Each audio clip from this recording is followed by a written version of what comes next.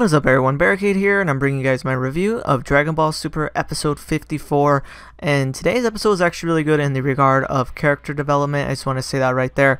We got some good character development with Trunks and also Zamasu, and yeah, I'm just going to go more into that right now. When it came to Trunks himself, I like how we got to see him do like that mental training that we haven't actually seen in a long time.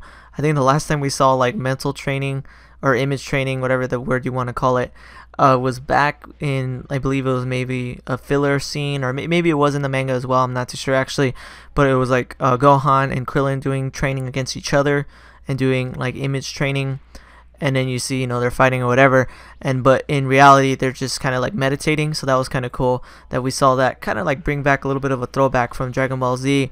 And I guess it actually affects you physically or something, because you see blood coming out of his face or out of his mouth after he got defeated by Black in his image training. And then we get to see that stupid little scene with freaking Mai, of course. She's all in love with future Trunks. That whole situation is just freaking weird. But overall, I thought that was pretty cool. And then actually the one thing, speaking of like Mai and Pilaf and them, I thought it was pretty crazy how Pilaf actually helped Bulma by writing like more of a program to help the time machine. And that's the thing I just realized. They don't realize that it's them. Like, they still don't realize that it's Pilaf, Mai, and Shu from Dragon Ball. Like, that's actually pretty hilarious. I can't wait till they eventually show a scene where they realize, wait a second, these are the three people that tried to kill us like a long ass time ago. Because if you never watched Dragon Ball, you probably wouldn't know that.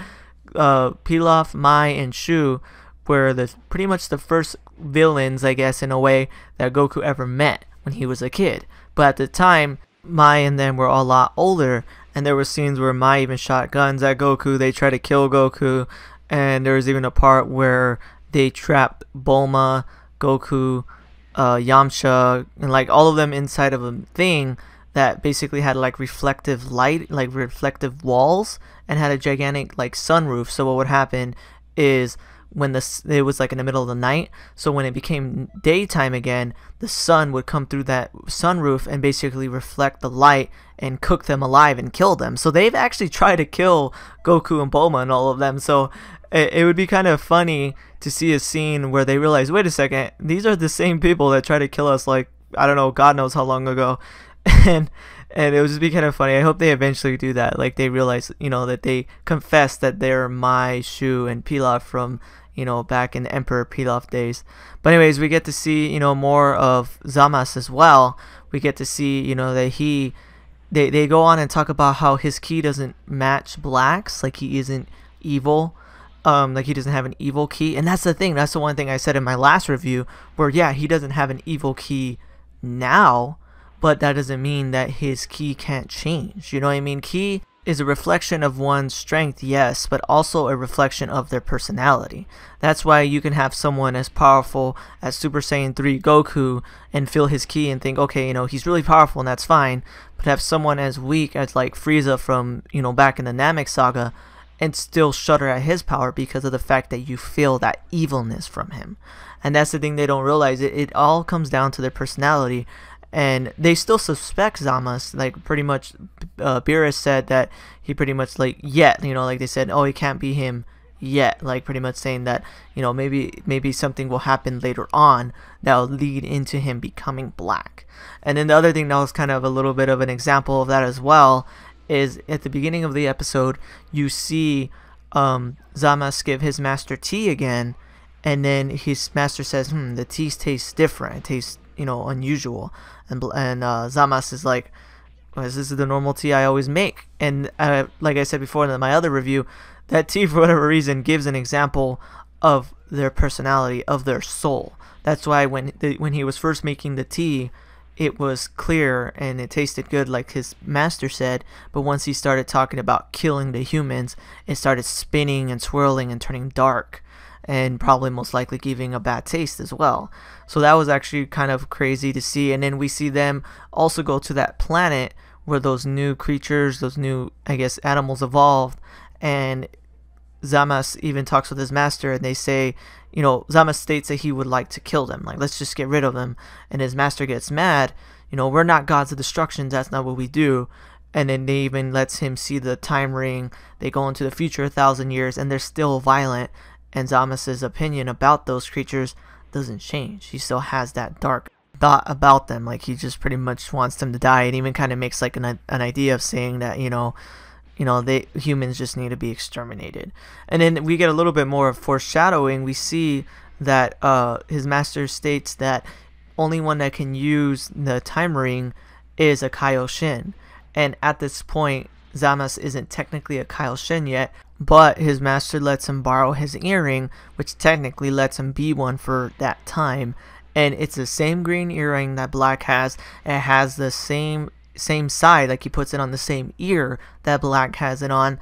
And then later on we see that Black is using the time ring that his master that Zamasu's master is using. So this is pretty much my theory. What I think pretty much the way this situation is, it's going to be one of those weird paradox time things where it happens because they caused it to happen, even though it already did. And I know that sounds really weird, like, wait, what? Like, what? Like, I know that sounds kind of hard to explain, but what I'm saying is, this is how it's gonna go. Black already attacked the future, did everything what he did, caused Trunks to go back in time, which led to Goku fighting Black. Goku fights Black and then investigates Zamasu because they have they have similar ki. This leads to Zamasu becoming more dark, more angry, getting the time ring, going into the future, becoming Black, and then destroying Trunks' future. Get what I mean? Like, it's going to be one of those weird things where, once again, it happens because they caused it to happen, even though it already did. And that's pretty much just my theory right there. I'll go more into detail in another video explaining more what I mean. But yeah, that's pretty much it. And then with Trunks, we get to see him training with Vegeta. We got to see him see Super Saiyan Blue, Super Saiyan God, Super Saiyan. That part was freaking awesome. We got to see Trunks turn into the super beefy form again. That was so weird, but he actually just did it as a way to trick Vegeta to possibly hit him. And he just got to feel the full power of a Super Saiyan Blue. And he even was content with letting Goku and Vegeta basically defeat Black for him. And Vegeta's pissed, like, no, you're going to be the one that's going to get strong. You're going to be the one that does it. You're not going to just depend on others to take care of it for you.